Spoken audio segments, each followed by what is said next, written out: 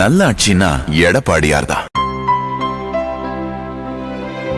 இனிமே கண்ணை மூடிட்டு கடலை எண்ணெய் வாங்கலாம். ஏன்னா மந்த்ரா கடலை எண்ணெய் இதயத்தின் தயாரிப்பு. வறுக்க பொரிக்க ஏன் எல்லா சமையலுக்கும் மந்த்ரா தான். மந்த்ரா கடலை எண்ணெய், அபார ருசி, ஆரோக்கியமான உடல் நலம். புதுச்சேரியில் கடந்த 9ஆம் தேதி சட்டசபை தேர்தல் முடிந்துவிட்டது. மே 4ஆம் தேதி வரை தேர்தல் முடிவுக்காக காத்திருக்கின்றன. தொகுதிகளில் தெரு தெருவாக ஓட்டு கேட்டு பொதுமக்களை தெய்வமாக கருதி சுற்றி வந்த வேட்பாளர்கள் இப்போது ஆன்மீக டூர் கிளம்பிவிட்டனர்.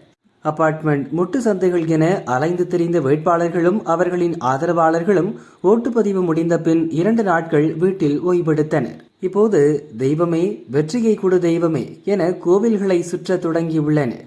திருச்செந்தூர் முருகன், திருப்பதி ஏழுமலையான், திருவண்ணாமலை அண்ணாமலையார், சமயபுரம் மாரியம்மன் என பல திசைகளை நோக்கியும் வேட்பாளர்களின் கார்கள் பறக்கின்றன.